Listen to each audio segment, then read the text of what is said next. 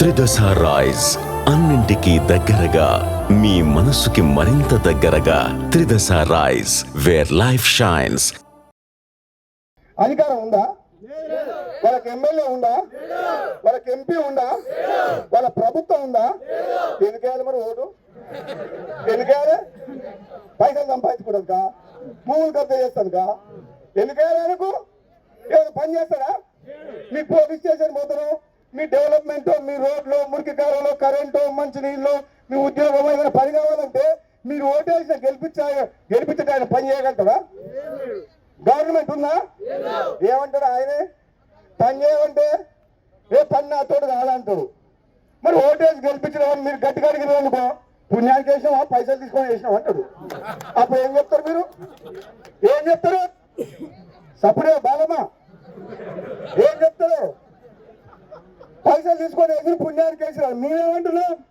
మా ప్రభుత్వం ఉంది, ఎమ్మెల్యే ఉన్నారు, ఈ వెనకాల ఎమ్మెల్యే ఉన్నారు. ఆయన కూడా ఎమ్మెల్యే ఏ కూసుకుంటూ ఎక్కడో ఒక చెట్టు అనుకున్నాడు. ఏడు కూసుకుంటా ఆ కూసుకుంట్ల బాసే పాలనలో పండు కాదిరిగి కేసీఆర్ ఏడుండు. కేసీఆర్ కూడా నన్ను అధర్మంగా ఓడగొచ్చిండా లేదా? నేను ఉప ఎన్నికలకు పోతే మన కాంగ్రెస్ పార్టీ ఎమ్మెల్యేలను తీసుకొని ప్రజాస్వామ్యంలో ప్రతిపక్షం లేకుండా చేసి మోసం చేసి మన మున్గోడుకు అన్యాయం చేస్తే రాజీనామా చేసి కొట్లాడితే 100 మంది ఎమ్మెల్యేలను తీసుకొచ్చి ఊరుకో ఎమ్మెల్యేని మంత్రిని పెట్టి అధికార దుర్వినియోగం చేసి ఓడగొట్టలేదు నన్ను. నా ఉసురు తాగిందా లేదా? నా కుటుంబం ఉసురు తాగిపోయినా మరి అప్పుడు మా ఎన్నికలప్పుడేమో మీకేమో పైసలు వచ్చాయి, పైసలు వచ్చినాయి. వచ్చినాయా రాలేదా? ఇంటికైనా వచ్చినాయి, పైసలు వచ్చినాయి. నాకేమో నా పదవి పోయింది. మళ్ళీ నాతో పెట్టుకుంటే ఎక్కడ ఉన్నాడు ఇప్పుడు కేసీఆర్? ఎక్కడ పెట్టుకుండు? కేసీఆర్ ని గడ్డ దింపేందుకు మళ్ళా వచ్చి కాంగ్రెస్ లకు కొత్త దెబ్బకు పోయి ముసలి పడ్డాడు, నడువు నిరిగి పడ్డాడు. ఉంటుందా కేసీ? ఇప్పుడు నిరంజన్ సంగతి వదిలిపెట్టు. అసలు కేసీఆర్ కుటుంబం ఏదో ఉంటుందా? బీఆర్ఎస్ పార్టీ ఉంటుందా తెలంగాణలో? బిడ్డ వచ్చే బయటకు వచ్చి చెప్తుంది, బిడ్డ చెప్తుంది 10 ఏళ్లలో మా బీఆర్ఎస్ దోసుకుని అని చెప్పి బిడ్డనే చెప్తుంది. చెప్తారా బిడ్డ?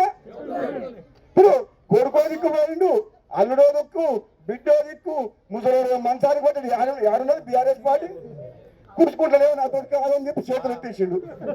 ఈ రాజగోపాల్ ఎడుతో నేను కొట్లాడలేను, నా వల్ల కాదు అంటారు. వాళ్ళు ఇంటనే అంటారు, నువ్వు గెలవద్దు 100 సార్లు పని చేసినా గెలవద్దు అని చెప్తున్నారు. గెలుస్తారా? కూసుకుంటా గెలుస్తారా? కూసుకుంటే మరి ఉన్నాను భూ కబ్జాదారులు, నా ఎమ్మడి ఉన్నాను మస్తాను, పప్పురాజు, ప్రభాకరు. ఒక్క రూపాయి తిన్నట్టు ఎక్కడ చూపిస్తారా? ఈ 20 ఏళ్ళ నుంచి రాజకీయాలు ఉన్నా